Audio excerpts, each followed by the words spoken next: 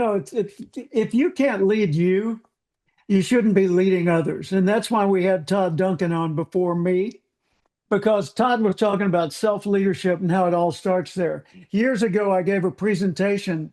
I received an award called the Golden Gavel from Toastmasters International. And my presentation was titled, All Leadership Begins with Self-Leadership. And so seriously, we do need to be able to get ourselves to do what needs to be done when it needs to be done, even if we don't yet feel like doing it, and still do it well, do a good job of it. So, how do you become the kind of leader other people would want to follow? Well, what kind of leader would other people want to follow? Someone who cares, someone who has his or her act together, someone who's going somewhere we want to go, someone who's willing to listen, someone who is absolutely committed to getting the job done and doing it right, someone who looks, feels, and smells like a leader. So, how do you become the kind of leader others will follow? Let's go to the next slide. This is my mentor, Joe Willard. Now, I've got lots of mentors, but number one in my world is Joe Willard. Joe Willard was, for many years, general agent of the Mass Mutual Agency in Massachusetts Mutual Life Insurance in Tulsa, Oklahoma. And he hired me when I had been a trainer at the United States Junior Chamber of Commerce national headquarters. He hired me to come into his agency and be his confidant and his sales manager, sales leader, more of a sales trainer than a sales leader, because he wasn't bringing me in for the sales I would make, but by the way I would help his people make sales. And Joe has always told me, he calls me JC. He said, JC, think like the person you want to be and ask yourself, how would that person do today's work? So he said, years ago, I was a sales rep and I wanted to be the company's leading sales person. So I asked myself every day, how would the sales leader do the work I'm about to do? And he said, I upgraded everything I did. And the more I thought, how would the sales leader do this? The more I improved every part of what I did. And I became the sales leader. And then I became another level of sales leader. And then they made me general manager. And Joe went on to become the leader of the general agents and managers council in Mass Mutual. So Joe's a dear friend, a person I love and admire. And Joe's leadership shows up in me. Now, there's two levels of leadership. There's one level that you'll get taught in college, and that's all about strategies and concepts and high level leadership. But where most of the world takes place is at the ground level. So let's talk about ground level leadership. Let me ask you just a few basic questions. How would you answer this question? It's not what you know that counts. People say who you know. Okay. It's not who you know that counts. It's who they know, who knows you. It's not who knows you that counts. It's who's glad they know you. If you put your focus on making all of the key people in your world glad that they know you, your possibilities will explode. You'll expand to horizons you never even considered. So look at every relationship, not with how can I make them happy? How can I serve them? How can I get something from this? How can I whatever? How can I make them glad that they know me? Well, what would make them glad? If you took an interest in them, that would make them glad. If you did things for them that helped them. If you found out what they want and helped them get it. Zig Ziglar's famous for the line, you can get everything you want in life if you'll just help enough other people get what they want. Well, that's the key to leadership. So people want to do things that matter. and they want to be with people that care about them. And they want to get their example from people they can admire. So be that kind of a leader. Leading where it counts. What does that mean? It means leading people to something that matters. Don't just get up in front of your people and say, hey, we need to hit $1 million this year or $100 million, whatever. It's not numbers mean nothing. The meaning of the numbers is found in the things those numbers indicate. The behaviors, the relationships, the accomplishments, the possibilities, the experiences. So when you're looking at leadership, lead people to something they can see and feel, something they could tell their family about, something that you can create a story around. Walt Disney, when he created Disneyland, he told Art Linkletter, and by the way, I heard this first person from Art Linkletter himself years ago backstage in Dallas. He said, Walt Disney said to me, when we were in Tivoli Gardens in the 1950s, looking at these beautiful plants and the way they had laid this place out, I noticed he was taking notes, and I said, hey, Walt, why are you taking notes? And he said, Art, look at the little twinkle lights in the trees. Yeah, they're pretty. No, none of the bulbs are burned out. He writes it down. Do you see the benches? What, the park benches? Yeah, freshly painted. And the bathrooms are clean. And Linkletter said, well, why are you writing all this down? And Art Linkletter was told by Walt Disney in the 1950s, Art, someday I'm going to build a place like this for families. Disneyland was taking shape in the head and heart of Walt Disney, and Art Linkletter was there to observe it. How did he grow Disneyland? With a story, with a vision. He said, I want to build the happiest place on earth. And he literally did that. And when he created it on paper, he told his story that way. And then he had a working model built on a table so that he had something he could travel with and show to other people so they could see the entire park. And he could tell the stories about Tomorrowland and Frontierland and Adventureland and so forth. Think about your leadership. What are you asking people to buy into?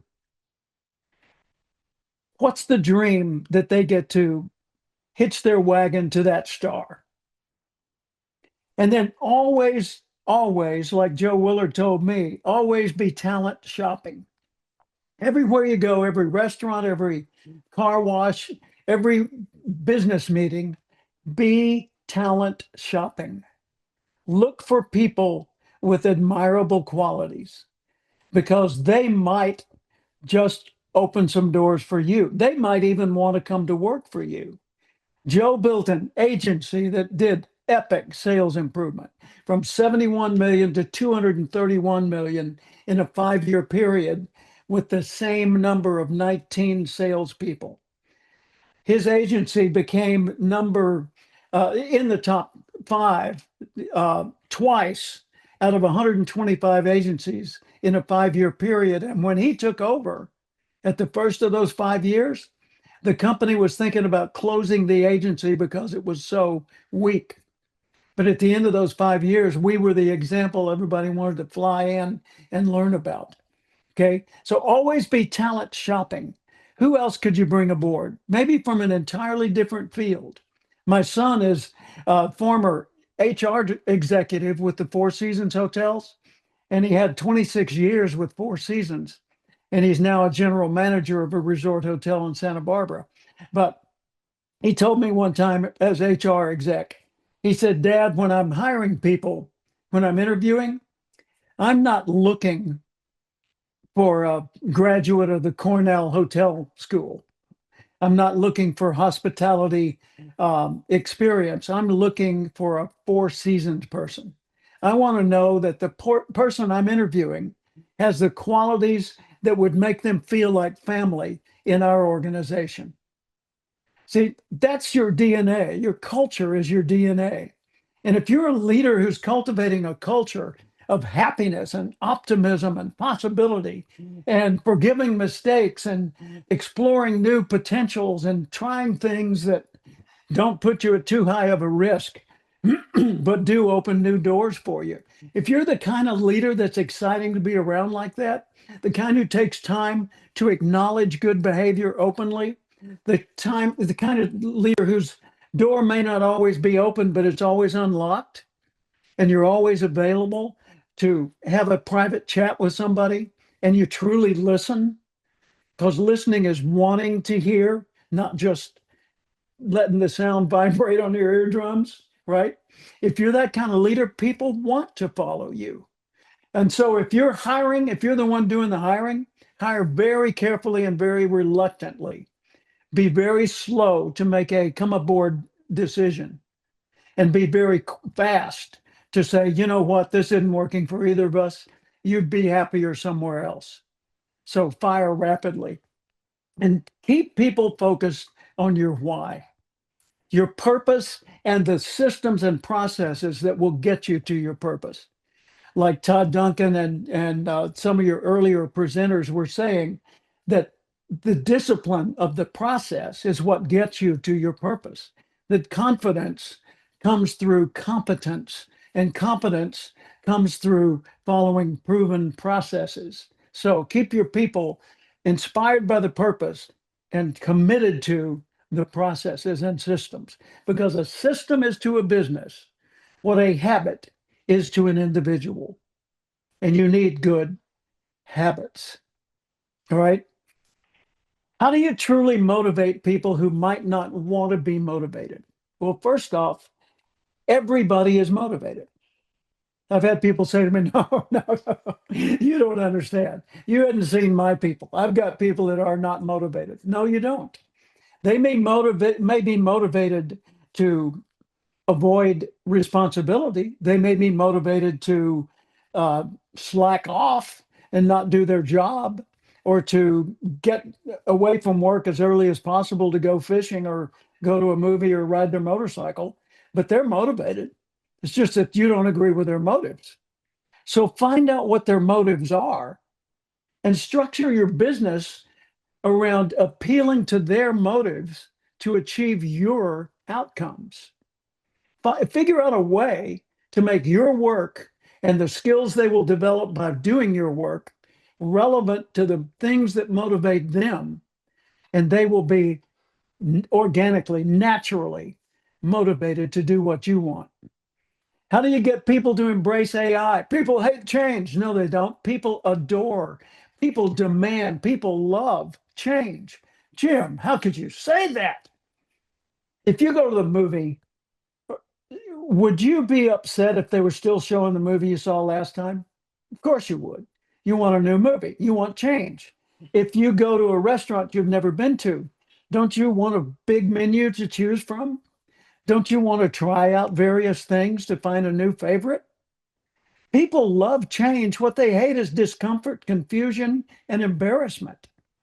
So find a way, like Mark Eaton was telling us with the role play, the virtual role play, find a way to give people to practice the new skills, to try the new things, to have a experience with AI where they're not yet on the firing line and being observed by the rest of the world.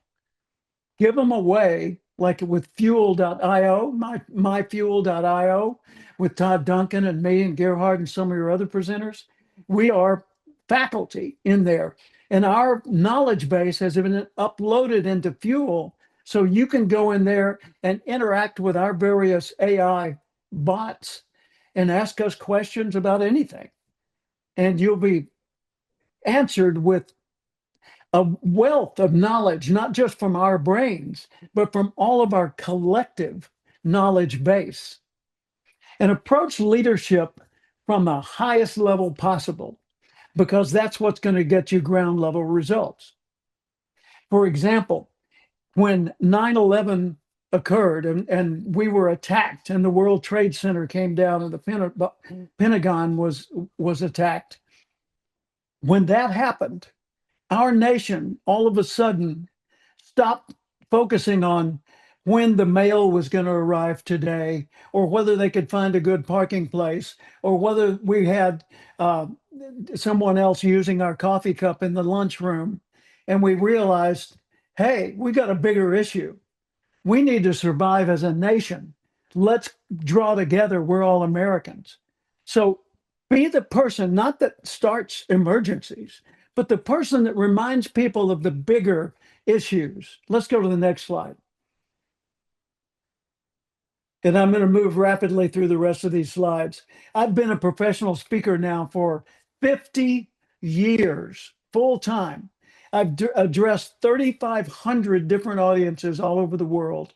And I've literally spoken for pay at conventions in all 50 US states, every province of Canada, and 25 major cities in mainland China. I mean, I've been in South America, Europe, Australia 10 times. So when you say, Jim, what's your research based on? It's based on in-person, live, long-term, face-to-face experience with the leaders in various industries across a broad spectrum all over the world. Next slide. And keep your finger close to the next slide thing. My message is, if you want to be the kind of leader other people would naturally want to follow, be a magnet for what you want. Next. When you're in front of a group, every eye is on you, but your eye is on all of them. So your attention is spread among, in this case, 1,000 people.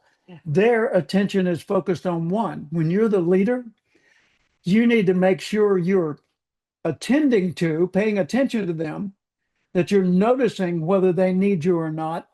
You're reading the room to see whether what you're doing is working or not. But you need to be sure that what you're doing relates as best as possible to everyone in your team. Next.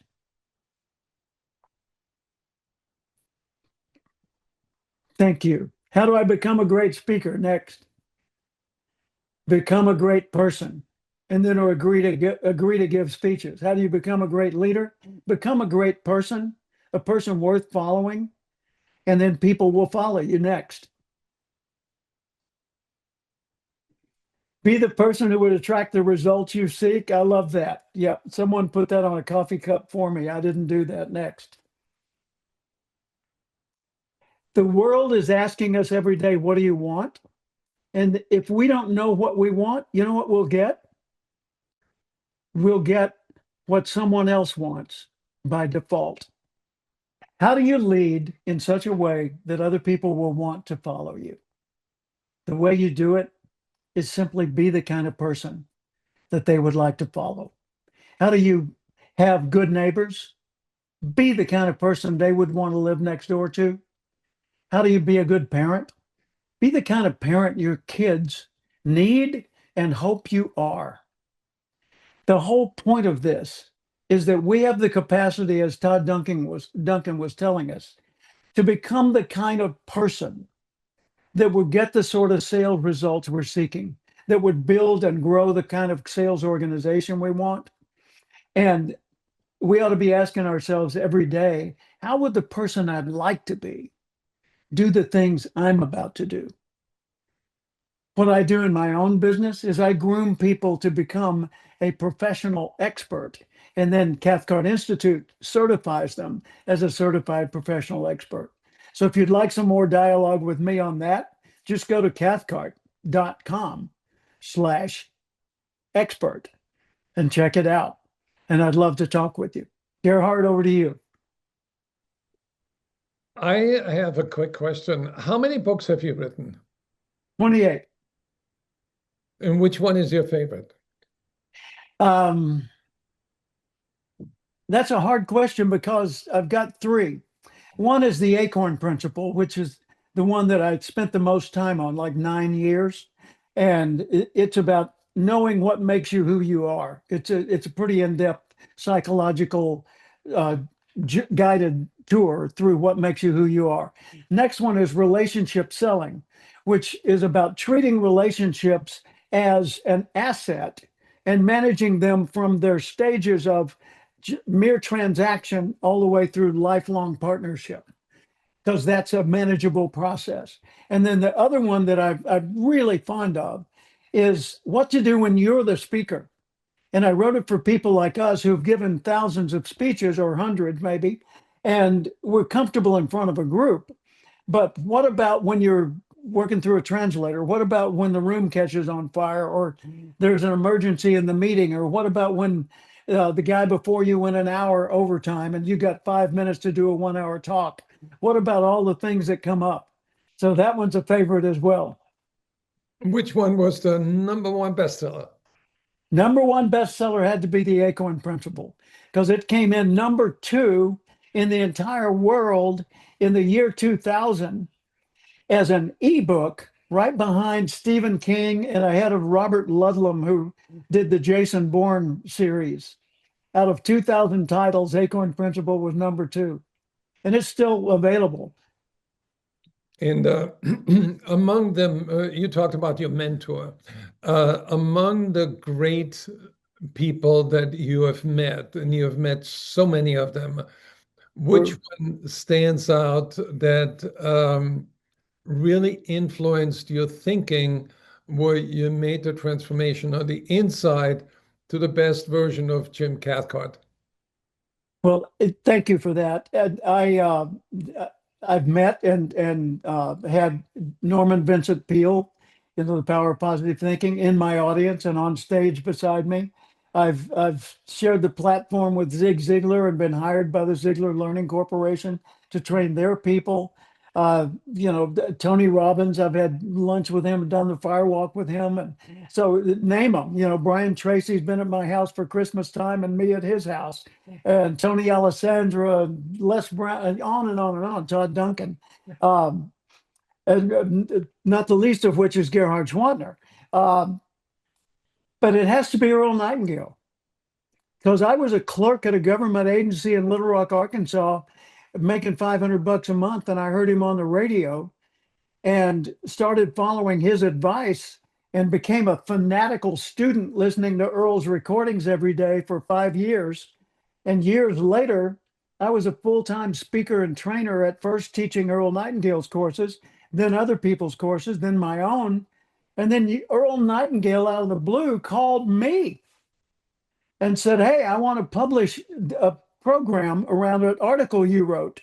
And it was won by me and Tony Alessandro on personality types. He sold $3.5 million worth of it in the first 2 years.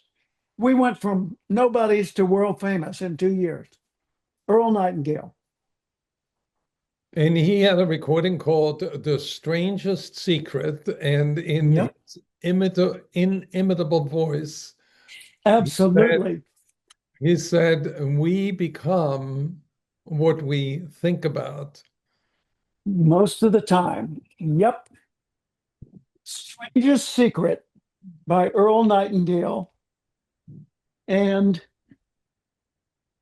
Think and Grow Rich, narrated by Earl Nightingale, written by Napoleon Hill, whose business partner was W. Clement Stone, who I knew and worked with. And Og Mandino was the president of Success Magazine, which was owned by W. Clement Stone.